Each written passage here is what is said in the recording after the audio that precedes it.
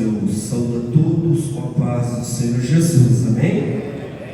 Aproveitando que os irmãos estão de pé, você que trouxe a sua Bíblia, eu quero convidá-lo a abrir juntamente comigo. Evangelho segundo escreveu Lucas, o doutor Lucas, o seu capítulo de número 7.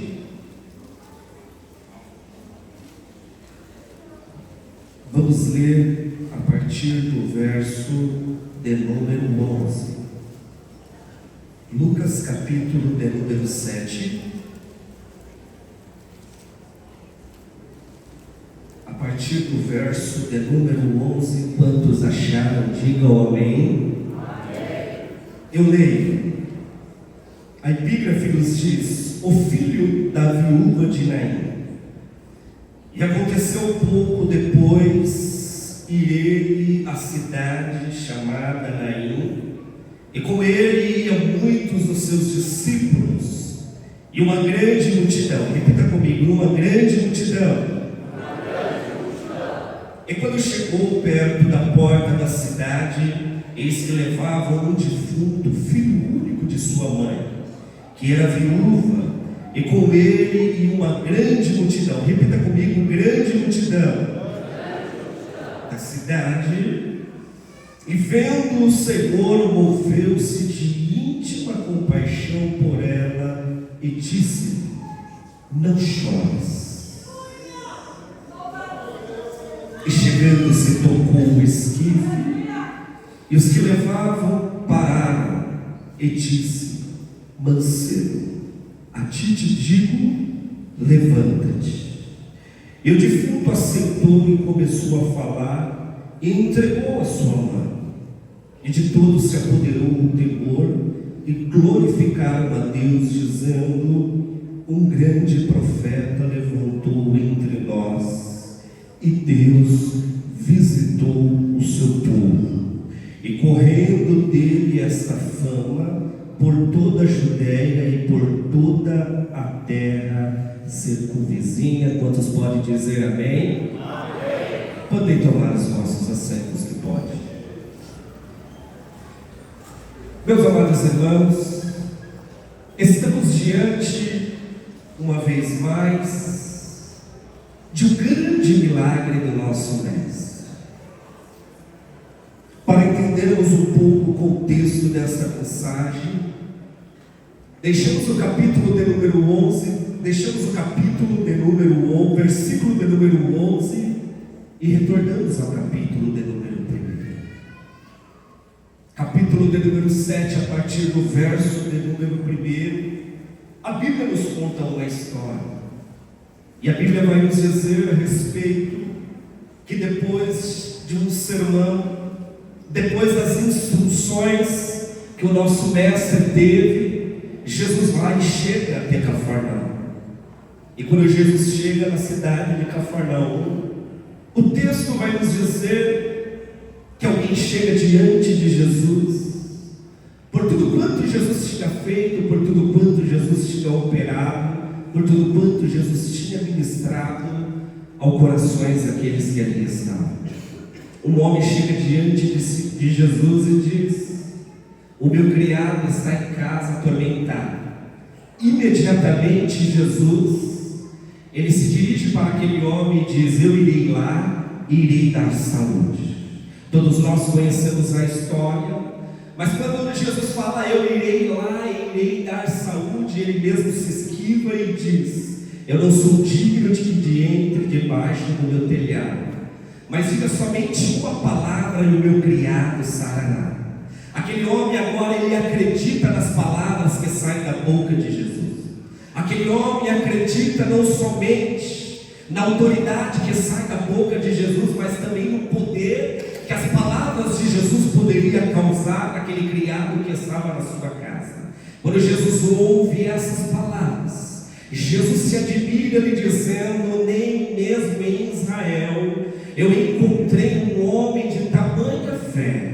Não bastasse que Jesus entrasse dentro da sua casa, mas apenas uma palavra que Jesus proferisse teria a capacidade de estar curando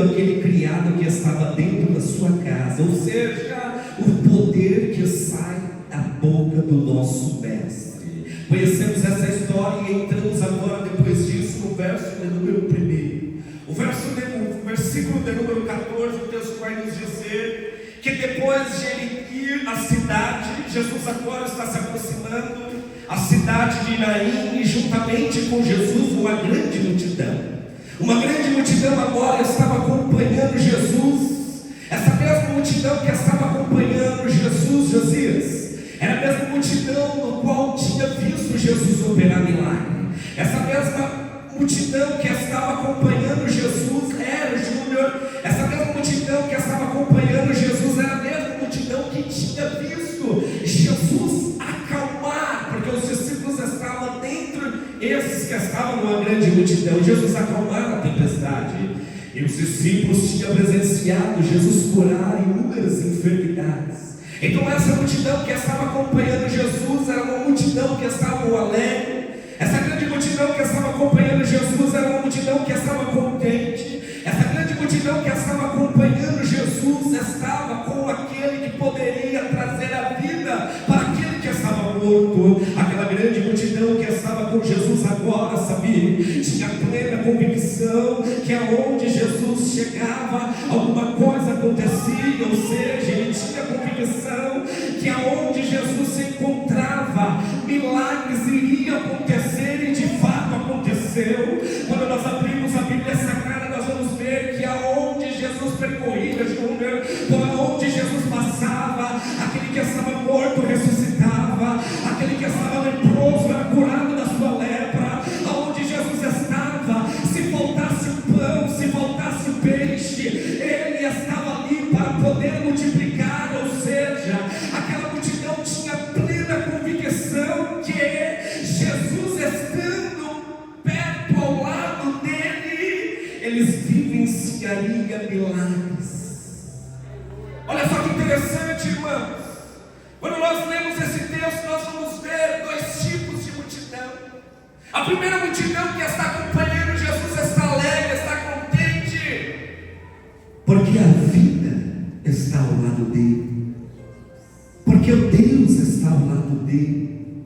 Mas o texto vai nos dizer que Jesus ele chega a essa cidade chamada Naim.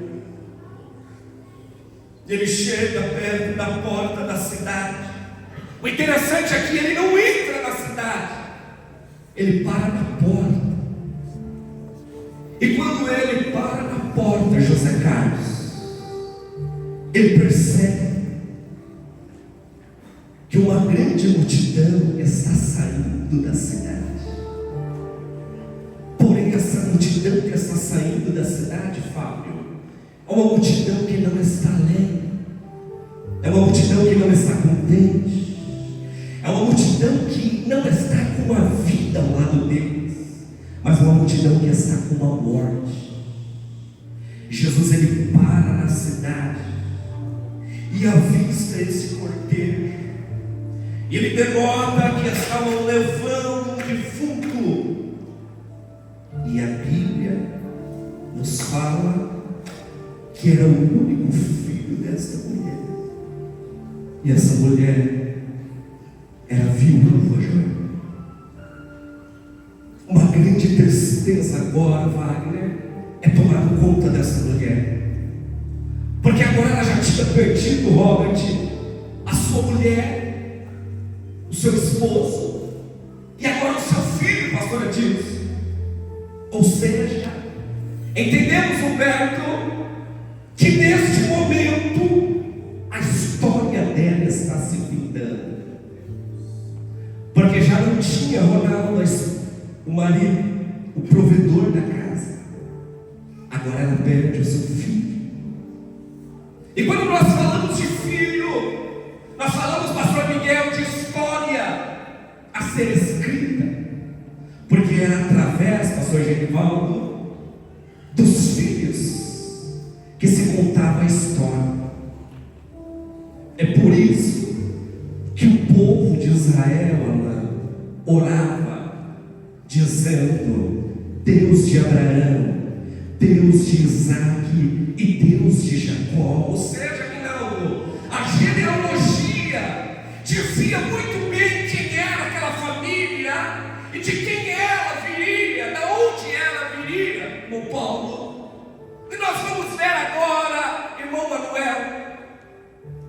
mulher agora com todo o seu sonho.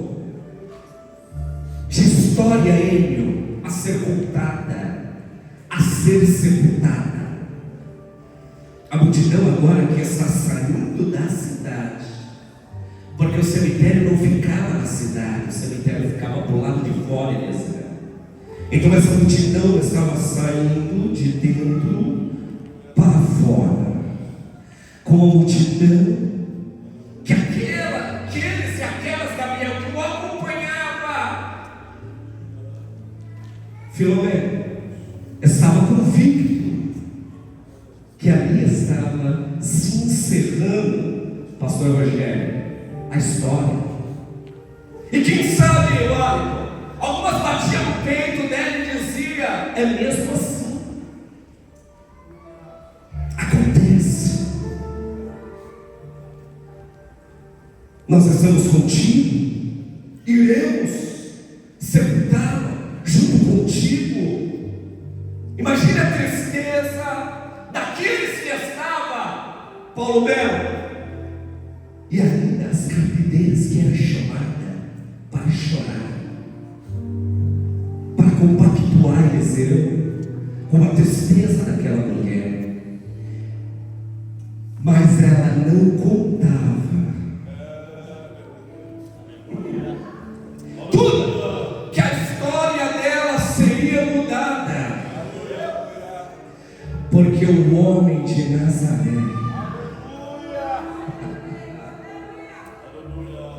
ia ter um encontro com ela.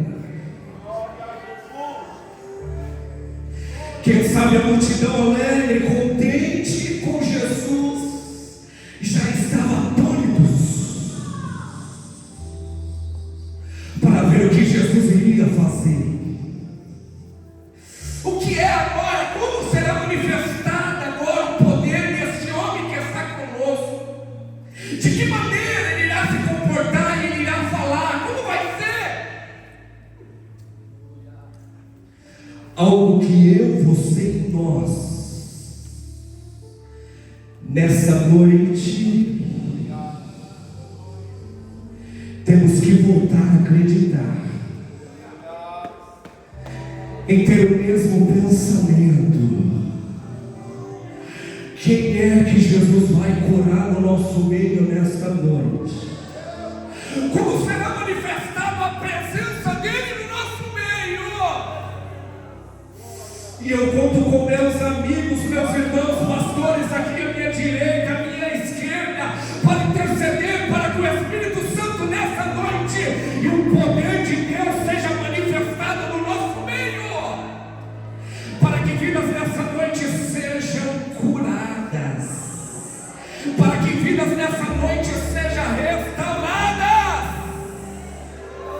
Porque uma coisa nós ouvimos aqui pela vida do nosso pastor: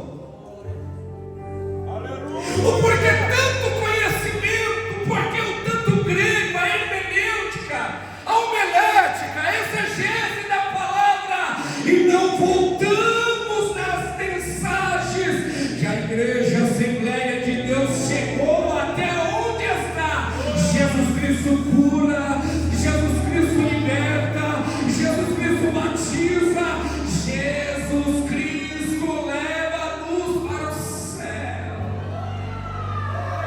Nós não podemos deixar de acreditar. Ele continua manifestando o teu poder e a tua glória no nosso meio. Não é por muito falar também,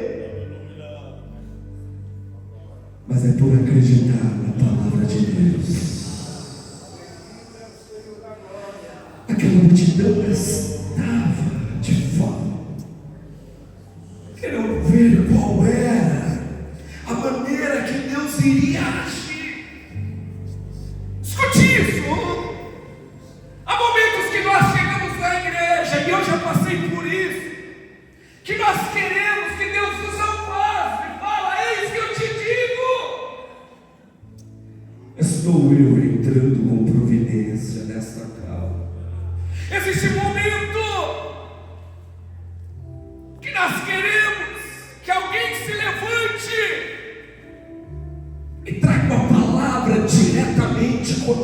conosco. Mas muitas vezes nós fechamos o ouvido e deixamos passar a oportunidade de quando Deus está falando, Vinícius, através dos louvores, que são mensagens entoadas vindo do céu. Jesus, ele para na porta da cidade. A mulher está triste, a mulher está chorando. Lá fora da cidade, pastor Jeremias, estava tudo programado. O coveiro estava aguardando, a cova estava aberta, Eliezer. Mas por um período, eles não sabiam que Jesus iria ou entrar em ação. Jesus olha para a mulher e dirige uma palavra para ela: não chores. Ele está na porta da cidade. E Jesus estando dentro, na porta da cidade, ele consegue, pela sua onisciência, conhecer aqueles que estavam com ele na multidão, mas também consegue conhecer aquela multidão que estava com aquela mulher, porque ele conhece os que estão aqui dentro, mas também conhece aqueles que estão lá fora. Ele chega diante daquela mulher e diz: não chores. Quem sabe aquela mulher, por não conhecer quem era que estava falando, pastor Francisco, abaixa a cabeça, achando que era mais um para consolar, não conhecer o Verbo que encarnou entre nós, o Deus humanizado em forma de homem, com todo o poder e toda a autoridade. Quando Jesus diz: não chore, para a mulher, a Bíblia diz que a multidão para. E quando a mulher para, a multidão para, e Jesus agora toca no esquife. Jesus toca no caixão e para o cortejo. A morte agora é interrompida. A morte agora, ela é vencida pela vida. Não chores. Quem sabe não era isso que aquela mulher queria ouvir. Por achar, irmão Manuel, que era apenas mais um consolo, mas não sabia ela que em poucos minutos Jesus mudaria totalmente a trajetória e a história daquela mulher. Há uma palavra de Deus para a tua vida nesta noite. Quem sabe você está orando para um profeta chegar diante de você em particular e te dizer: mas nesta noite, a maior profecia continua a ser uma palavra de Deus. Ei, aleluia, não chores. Eu vou repetir: ei, não chores. Mas você não sabe qual é a minha dificuldade. Deus está dizendo para você nessa noite: não chores. Mas você não sabe qual é o meu problema. Deus está te dizendo para você nessa noite: não chores. Porque eu conheço o teu deitar e o teu levantar. A palavra de Deus, ela nunca vem em vão em um culto, porque existem pessoas que acharam nesta noite que a sua história estava se findando, perderam totalmente as expectativas de vida, achando que está tudo acabado. E quem sabe contigo alguns coveiros espirituais se contentando com a sua tristeza, alguns coveiros espirituais se contentando, pode-se dizer até então, com um momento que você está enfrentando. Eu quero nessa noite te dizer que o momento que você está enfrentando não define aquilo que Deus tem para realizar na tua vida. O momento que você está enfrentando não define as promessas de Deus que ainda há de se cumprir na tua vida. Quando Jesus olha para ela e diz: ei, não chores, Jesus toca no esquife, Jesus para o cortejo. Quando Jesus para o cortejo, Jesus toca. E quando Jesus toca, Jesus agora começa a conversar. Jesus dá agora uma palavra,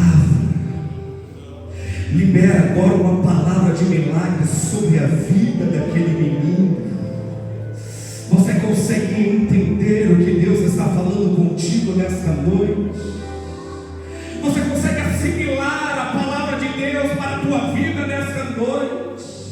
Nós estamos no primeiro dia da semana, em um domingo, e Jesus está falando contigo nessa noite. Ei, não é hora de ficar parado, não é hora de desistir, não é hora de abandonar as coisas. Eu estou contigo. E nós vemos que quando Jesus fala para aquele garoto: levanta-te, no verso número 14, a Bíblia diz que o defunto, ele se assenta e agora começa a conversar com Jesus. Aleluia! Mas a história não termina aí, porque no momento que aquele menino levanta, o texto vai nos dizer que o povo glorificava a Deus, e o texto vai nos dizer que muitos disseram: Deus visitou o seu povo. Mas enquanto há esse emblema, essa conversa de Jesus com um garoto, esse milagre que Jesus acaba agora de operar, e quem estava fora da cidade, o que aconteceu para aqueles que estavam esperando, Duda, para sepultar, porque agora o sepultamento atrasa.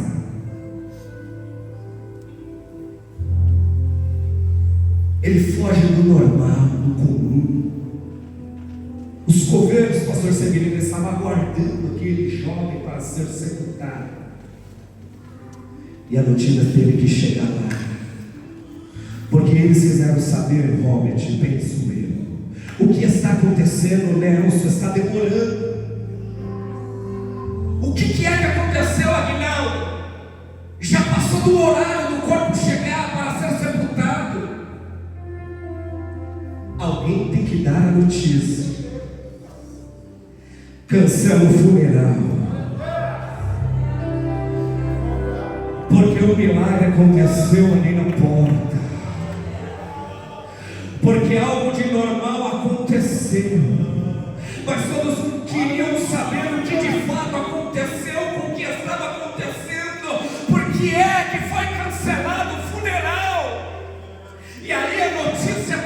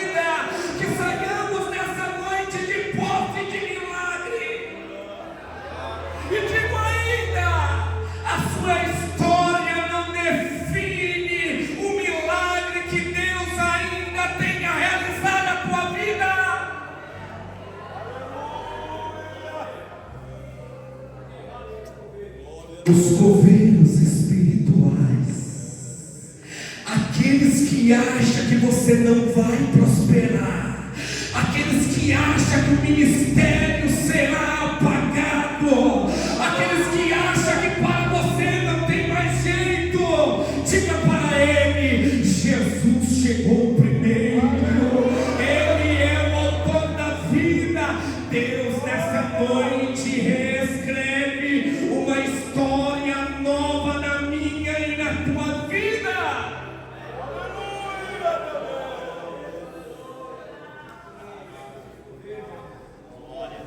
Jesus fala para aquela mulher, Jesus fala para o menino: levanta-te. O menino levanta. E ele começa agora a dialogar com Jesus. Aquela mulher não consegue entender o que estava acontecendo, mas pôde compreender que o milagre tinha acontecido. Tem um milagre de Deus para a tua vida, meu irmão. Por mais que você não entenda, há um milagre de Deus para a tua vida. Por mais que este momento que está passando, você não consegue entender e compreender, mas há um milagre de Deus para a sua vida. Vamos começando, pastor, nos colocando sobre os nossos pés. Eu quero terminar a minha fala agora aqui, dizendo para você, meu irmão, você, minha irmã: a história não acaba desse jeito, a história não se finda desse jeito, porque Deus visita o seu povo, porque Deus, através do Espírito Santo, visita a sua igreja nesta noite, porque Deus, através do Espírito Santo, manifesta o seu poder e a sua glória nessa noite. Não vai acabar desse jeito, não irá acabar dessa maneira, não vai terminar desse jeito que está. Jesus, nesta noite, libera uma palavra de vida para a tua vida nesta noite. Quantos acreditam nesta palavra? Quantos tomam posse dessa palavra nesta noite? Você tem a liberdade para glorificar e exaltar ao nome do Senhor nessa noite. Toma posse da palavra do Senhor. Quem tem ouvido, ouça o que o Espírito diz às igrejas. Saia dessa noite de posse de milagre. Por mais que você não entenda o presente, acredite no futuro, porque o amanhã a Deus pertence. Deus abençoe a todos, em nome de Jesus.